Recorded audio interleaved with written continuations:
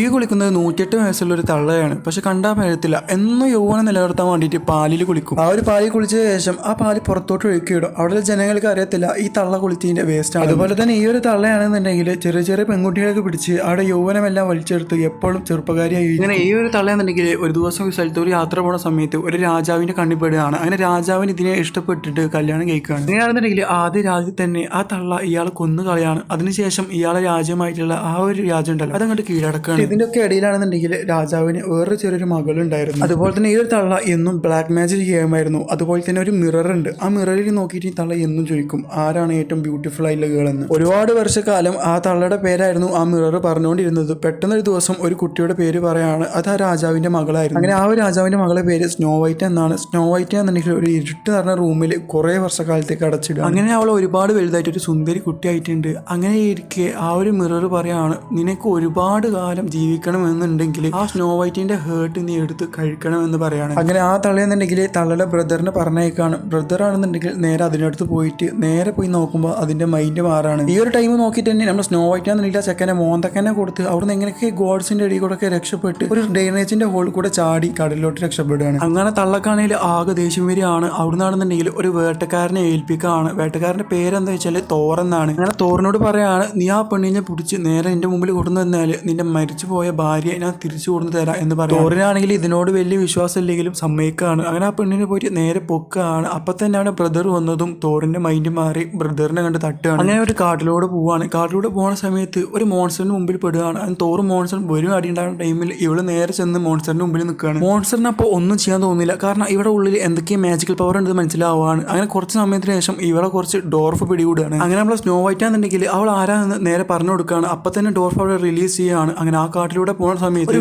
വലിയ കൊമ്പുകളില്ല മാന് വന്നിട്ട് ഇവിടെ മുമ്പിൽ തല കുനിക്കുകയാണ്. അങ്ങനെ ഇരിക്കെ പെട്ടെന്ന് ആ രാജാവിന്റെ ആൾക്കാരുണ്ടല്ലോ ആ തള്ളയുടെ ആൾക്കാർ പെട്ടെന്ന് അങ്ങോട്ട് വരികയാണ്. അപ്പൊ തന്നെ അവിടെ വലിയൊരു ഫൈറ്റ് ഉണ്ടാവുകയാണ്. പക്ഷെ ഡോർഫുകളാണെങ്കിൽ നല്ല രീതിയിൽ ഫൈറ്റ് ചെയ്തിട്ട് അവളെ രക്ഷപ്പെടുത്തുകയാണ്. അതിനുശേഷം ഒരു എങ്ങള്ളിൽ പോയി ഇവൾക്കൊരു ആപ്പിൾ കൊടുക്കുകയാണ്. അവള് സന്തോഷത്തോടെ കഴിക്കുകയാണ്. അതിനുശേഷമാണ് മനസ്സിലായത് അത് പോയിസൺ നിറഞ്ഞ ആപ്പിളായിരുന്നു. അപ്പോഴാണ് ആ യങ് ബോയിന്റെ റിയൽ രൂപം കാണുന്നത്. അങ്ങനെ അവളെ പാലസിലോട്ട് കൊണ്ടുപോവാണ്. അവിടെ നമ്മളെ വേട്ടക്കാരനുണ്ടായിരുന്നു. വേട്ടക്കാരൻ വന്നൊരു ഉമ്മോടത്തേക്കും അവൾ ഉണരുകയാണ്. അങ്ങനെ അവിടെ നിന്ന് എങ്ങനെയൊക്കെ സ്നോ വൈറ്റ് രക്ഷപ്പെട്ടിട്ടുണ്ടായിരുന്നു. അതിനുശേഷം അവൾക്കാണെന്നുണ്ടെങ്കിൽ അവളെ സൈന്യത്തെ വീണ്ടെടുക്കാൻ കഴിയുകയാണ്. അങ്ങനെ ആ തള്ളയുടെ രാജ്യത്തിന് അറ്റാക്ക് ചെയ്യവരൊക്കെ പോവാണ്. പിന്നിലൂടെ കുറച്ച് ഡോർഫുകൾ കയറിയിട്ട് ഡോർ ഓപ്പൺ ചെയ്യുകയാണ്. അങ്ങനെ എല്ലാ അതിനുള്ളിൽ അറ്റാക്ക് ചെയ്യുകയാണ്. അങ്ങനെ ഫൈറ്റ് തുടർത്തിയിട്ടുണ്ട്. നമ്മൾ സ്നോ വൈറ്റും ആ ഒരു തള്ളി ഫേസ് ടു ഫേസ് വരികയാണ്. അവളെ ബ്ലാക്ക് മാജിക് യൂസ് ചെയ്ത് ഒരുപാട് ഫൈറ്റ് ചെയ്ത് പിടിച്ച് നിൽക്കാൻ നോക്കുന്നുണ്ട്. പക്ഷെ നമ്മളെ സ്നോ വൈറ്റ് ആണെങ്കിൽ വളരെയധികം സ്ട്രോങ് ആയിരുന്നു. അങ്ങനെ ഫൈറ്റിനെ ഇടക്ക് അവസാനം സ്നോ വൈറ്റ് ആ തള്ളയെ കൊന്നു കളയാണ്. അങ്ങനെ ആ രാജ്യത്തുള്ള എല്ലാ ബ്ലാക്ക് മാജിക്കും പോവുകയാണ്.